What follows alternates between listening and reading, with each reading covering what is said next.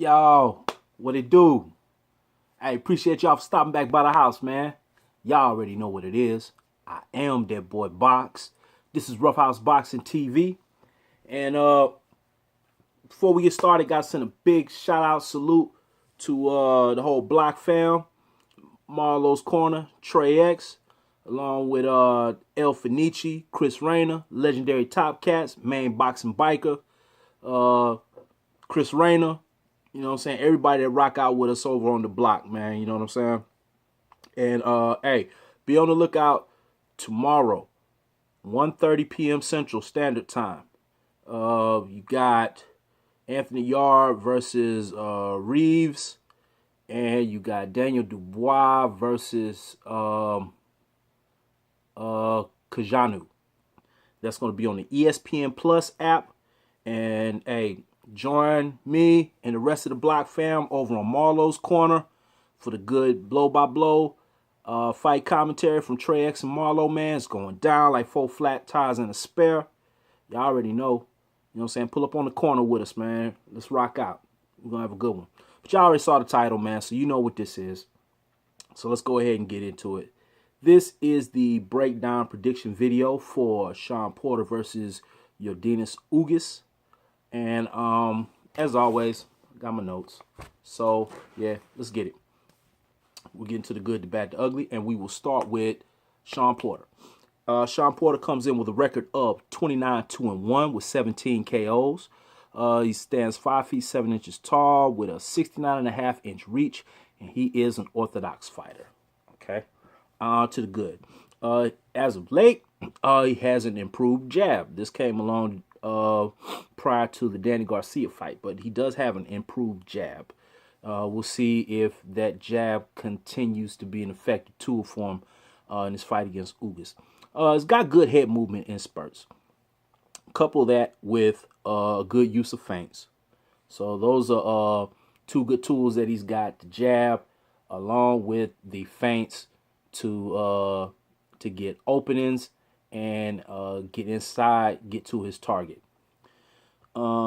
He's a tough, aggressive pressure fighter. Loves to bring the action to the opponent. Has respectable power. If he catches you slipping, man, he's got enough pop on his shots to put you on your back pockets. Rather athletic fighter. Especially with the footwork and the movement. Nimble feet for a guy who is a, I guess, bulkier welterweight is the best way to put it. He's very effective on the inside. He loves being in that phone booth and get that work off in the phone booth. He's got good hooks upstairs and down. And one thing that I noticed and going back and looking at some of his fights, he's got a pretty good counter right hook over his opponent's jab, especially if the jab is lazy or hanging, whatever the case may be, man. If they leave it out there too long, they're subject to get that right hook over top of that from Porter. Very physical, tenacious, ferocious type fighter, man. He's got that dog in him. He's going to be there in your face, in your chest from round 1 to round 12, or however long the fight lasts. He's going to be there. And when the opponent gets tired, Porter has the ability to step on the gas and take it up a notch and bring it even harder. So Ugas has his work cut out for him. Stays busy in the clinches. So if Ugas is going to try to tie him up, he needs to make sure both hands are tied up, because whatever hand is free, Shawn Porter's still going to be trying to get that work in. Shots to the body, occasional, you know what I'm saying, looping shots to the head or whatever, but he's going to still be punching until the ref peels him apart. All right, it's got a pretty good chin. He has been down before, but nothing that kept him down. He's always gotten up, and I would not even remotely put him in the category of chinny, because that's not what he is. He's gotten caught with a couple of good shots in the past, and yeah, and he's good at throwing shots from odd angles. You know, he may be squatted down to your shins and get you with an overhand right that the opponent never saw coming or never think he'd be able to connect from, you know, that range.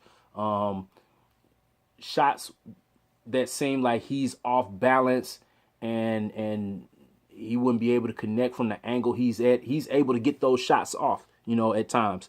So, he's got that. Let me see. Has high punch output and high work rate. Like we said, he's got that turbo diesel motor, and he is going to. And not only is it turbo diesel, but it's like turbo diesel mixed with funny car jet fuel. You know what I'm saying? Because he is on you consistently. Like we said, from round 1 to round 12, not only steadily, but at a high pace, steadily.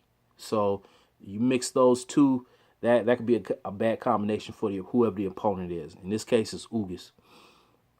It's got a nice body attack, and got good hooks to the body, like we mentioned earlier. The 3-4 is pretty nice. But one thing that surprised me is that he's got a nice 1-2. And that was on display during the Garcia fight, man. Sometimes it's a 1-2, sometimes it's a 1-1-2, double jab with a straight right. He'll come with it, and yeah, it connected quite a bit in that fight, especially towards the second half of the fight. He was able to connect with that when Danny started to slow down a little bit. He was able to connect with that.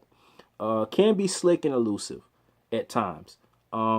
He's got good upper body movement, along with good footwork and nimble feet.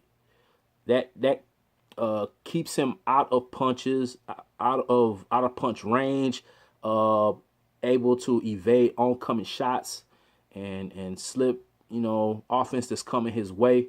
I will say this: he can be hit. He does get hit, but when he tries, he can be slick and he can dodge punches. He can get away from oncoming shots. So, yeah, that's what that is. All right, on to the bad. Keeps his head down when coming forward. And what I mean by head down, I mean head down with his eyes, like, looking towards the canvas. And when you're looking towards the canvas like that, you can't see hooks coming, or straights or whatever the case may be. And you're susceptible to uppercuts. And by the time you see the uppercut, there's really nothing you can do because you're leaning forward with your momentum going forward and you can't back up. So he's susceptible to the uppercut. Now, he hasn't been put down with these uppercuts, but the potential is there because he has a habit and a tendency of keeping his eyes down when he's coming forward. So he needs to tighten that up. Because if Ugas is able to, and Ugas does have a nice uppercut. We'll talk about that later. But if Ugas is able to, he can potentially catch him with a good shot. Not very accurate with punch placement. Shawn Porter's MO is quantity over quality. A lot of his punches aren't sharp, aren't crisp, aren't accurately placed. It's just a barrage of punches. It's like an octopus with boxing gloves on. And he's going to overwhelm the opponent with a sheer number of punches. We talked about susceptible to the uppercut. Hand speed is average. Like we were talking about with the Danny Garcia fight. The 1-2 didn't really come into play until Danny started to slow down. So once the opponent's speed came down to match his hand speed, he was able to connect with a lot of those. So hand speed average at best. Can get wild and sloppy. A lot of that is because he's so aggressive and rushing forward and lunging forward to the point to where he'll be throwing shots coming in, but he'll miss shots. And when he misses them, he normally misses them wildly and badly. So yeah. Can get sloppy. Sometimes tends to smother his own work. We talked about him getting into the phone booth, into that inside range, and a lot of times he's so close up on the opponent that he's not able to get full extension, full full torque, full pop on his shots. I think he needs to take a page out of Ugas's book that we'll talk about here in a little bit and try to either he stay at mid-range or keep the opponent at that mid-range so he can go ahead and get full pop on those hooks and those body shots and not smother his work so much. Lunges and leaves his feet a lot. Anybody that boxes will tell you that if both of your feet are off the ground, you're in a bad position, a bad state. That's not where you want to be. You got no control over your movement. And if you get hit with a punch, while both of your feet are off the ground, you're at the mercy of gravity. So we'll see if that comes in play against Ugas. All right, on to Yordenis Ugas. Ugas comes in with a record of 23-3-0 with 11 KOs. He stands 5 feet 9 inches tall with a 69-inch reach. So he has a 2-inch height advantage, but has a half-inch disadvantage to Shawn Porter. And he is an orthodox fighter as well. So we got two orthodox fighters. All right, on to the good. Is really good about timing opponents and figuring out their rhythm. That's self-explanatory. He's got a good straight right when he uses it and when it lands. Fights well at the intermediate or mid-level range. Has a nice jab. He's got a good body attack. He's a good counterpuncher. And that kind of goes into the first thing we talked about with him being able to time his opponents. He in spurts of fights, and you'll see it. It's going to happen because Shawn Porter is going to be at the range in periods of the fight that Ugas wants him to be at, and Ugas is going to be able to slip shots, come back with counter shots, slip shots, come back with counter shots, and I would bet $100 to a bucket of dog poop that a lot of those shots are gonna be body shots. Those counter shots are gonna be body shots, and that's one of his main tools in his toolkit is counter body shots, counter hooks to the body. He's got a good overhand right that I saw in the Ray Robinson fight, and it was in the Delorme fight too. He had a nice overhand right. He's got a nice uppercut that was also in the Delorme fight. As a matter of fact, the first knockdown was from a nice uppercut, a nice counter uppercut that Delorme never saw coming. Sat him down on his back pockets, well, on his knees, I should say. But yeah, and he's got nice short combos. The 1-2 is but the 3 and the 3-4 that works a lot better for him, and he seems a lot more comfortable with that combination. All right, on to the bad. Not a devastating puncher, which has been my one knock against Ugas ever since I've started watching him.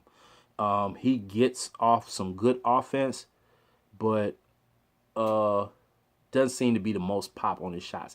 Now, he does have 11 KOs, and he has put fighters down in the past. That being said, I'm not sure how many of those 11 KOs were just stoppages by the ref while the opponent was still on his feet, and how many of those were just bona fide KOs.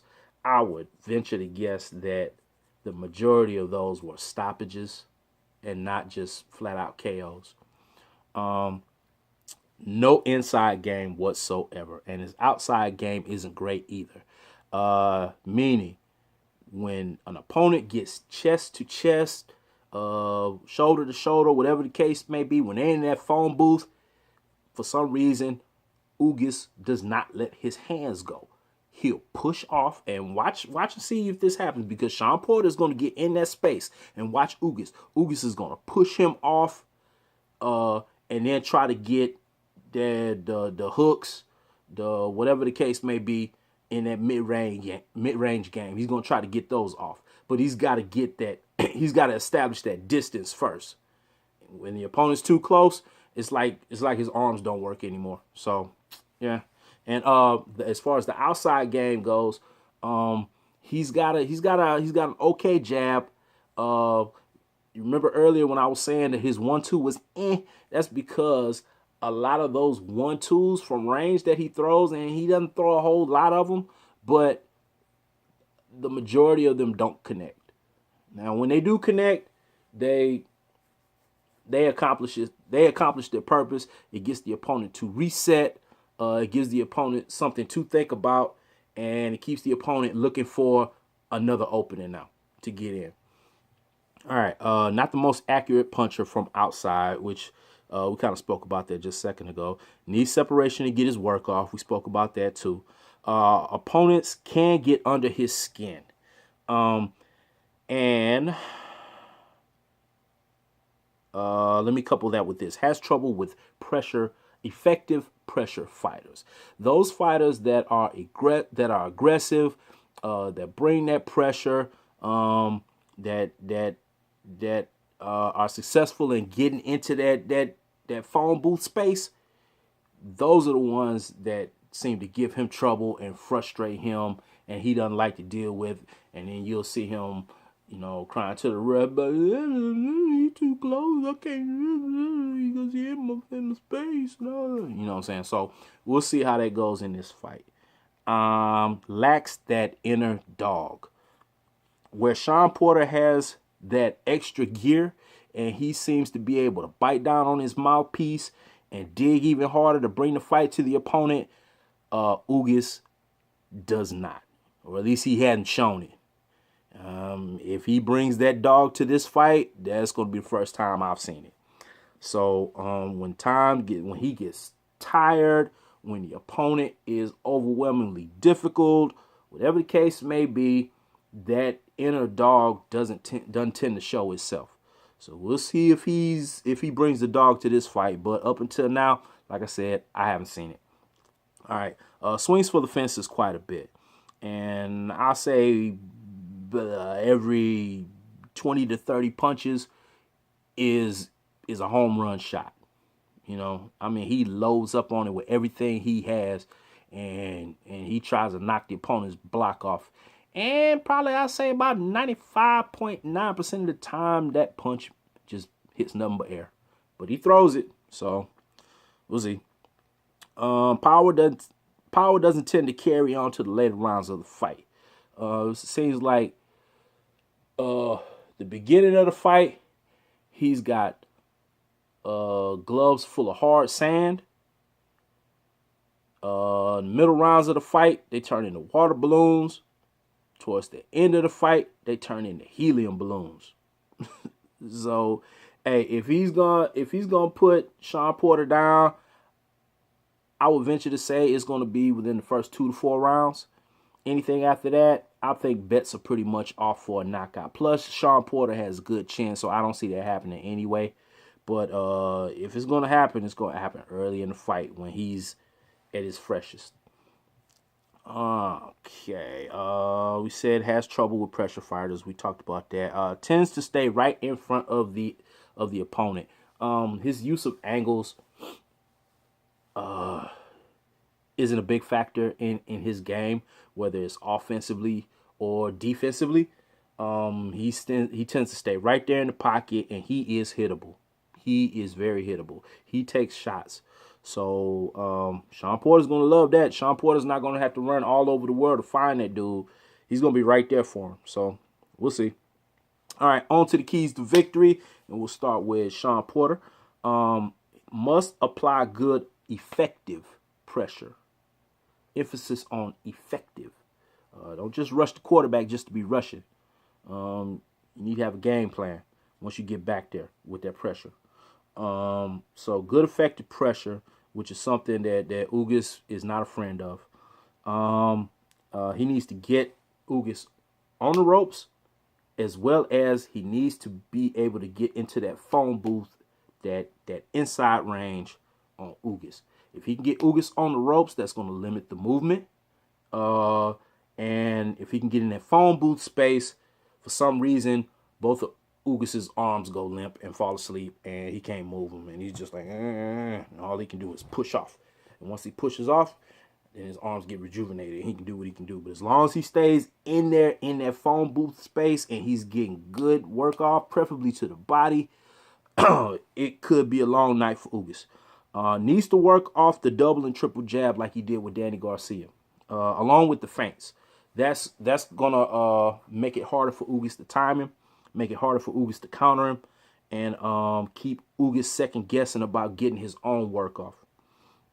And he needs to, Shawn Porter, listen to me. Look, hey, right here, Shawn, check this out, bro. Keep your head up. When I say keep your head up, I mean keep your eyes on the target. When you're looking down at the canvas, you can't see all the boops and the whoops and all that stuff. You know what I'm saying? Like Danny Garcia was getting in on you, and anybody else that you fought, because it's happened multiple times in the past. Keep your eyes on the target so you can see what you're actually punching at, and you can see anything that's coming at you, so you could possibly slip. You know what I'm saying? Not rocket scientist. I'm not rocket science. I'm not a boxer, but at the same time, I've watched boxing enough to know that the best boxers kept their eyes on the opponent, so they were able to get their work off and get away from the opponent's work. You know, so yeah. All right, on to Ugas. Movement is vital. Good, effective movement. Use of angles need to come into play. Lateral footwork needs to be on point, because Porter is going to be there all night long right here. If Ugas doesn't stop him, he's going to be right there all night long in his space. So Ugas is going to have to use every inch of that ring. Like we said, use of angles will be necessary. And yeah, that's going to be a key component in keeping that range and distance and the angles that Ugas needs in order to get those effective shots off. He has to stay off the ropes, because if he gets on those ropes, Porter going to be right on him like a metal to magnet, and he's going to be cornered in. And Lord help him if he gets him in the corners. He gets him in the corners, it's going to be hard times. Needs to keep Porter at that mid-range, which is his most comfortable range and the range that he is most effective at getting his work off on. So, yeah, he needs to do that. And he has to time and counter. He's got to figure out Porter's timing, make him miss, make him pay. But he's got to make him pay with something that is going to get Porter's respect. Because if Porter doesn't respect his power, he gonna eat everything that Ugas throw, like Pac-Man, all the way until he's able to hit Ugas with a power pellet. So, yeah, that's what that is. All right. All that being said, the pick. Drum roll. I've got Showtime Shawn Porter by unanimous decision in this fight. I don't believe that Ugas has enough pop on his shot to keep Porter off of him. Porter will be aggressive all night long. Porter will find a way into that phone booth, and Ugas does not function not only well, but he doesn't function at all in the phone booth, and that is exactly where Shawn Porter is going to be. You know what I'm saying? If he had it his way, it'd be all night long. It looked like they were slow dancing. All night long, he's going to be right there.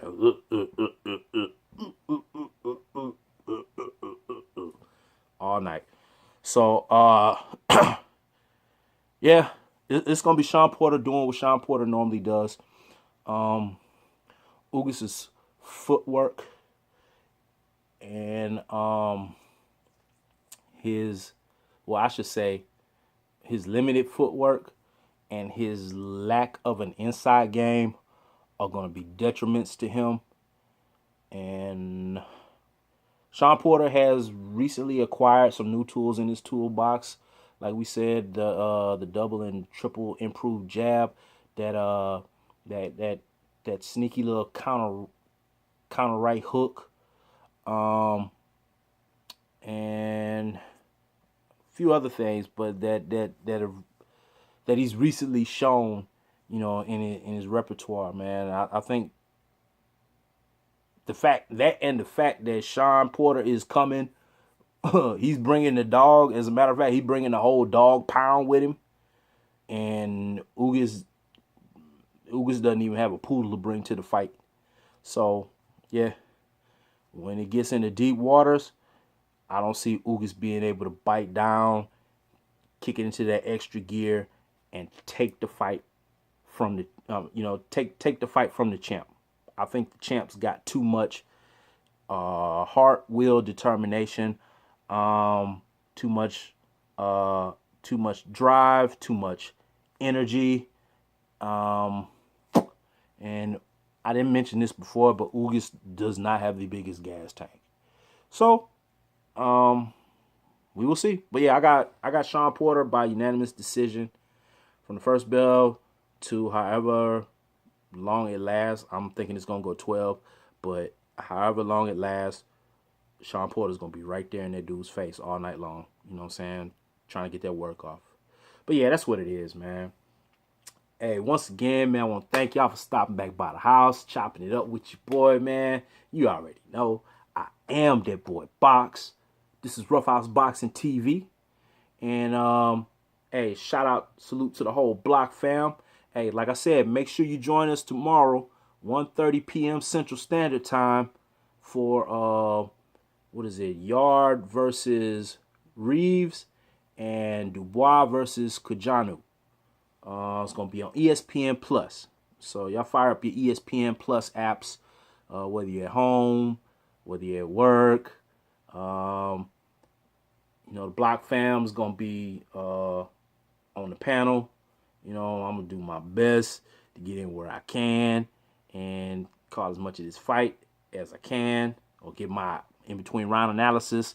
And you're gonna get that good blow by blow live fight call from Trey X and the homie Marlo, man. They're gonna make it do what it do. And shit, Block Fam, we working. I'm trying to think. Is that it? Oh, yeah. Hey, smash that like button for your boy. Comment, subscribe if you haven't. Tap that bell icon so you get the notifications of when it's going down here at the house. You know what I'm saying? Do the same for everybody that I mentioned in the Block Fam. Subscribe if you haven't. Go back, check out some of their past videos, man, because everybody is putting out good content, man. Hey, make sure you place your picks for the fights starting tomorrow on up to Saturday, man. Go over to Marlo's Corner where the fight calls are going down. Put your picks in the live chat, in the live stream. You know what I'm saying? That way, if you get them wrong, you will star on El Finici's Crow Chronicles. You know what I'm saying? Which will be coming up a few days after the Porter fight. You know what I'm saying? He's going to have a seat at the table.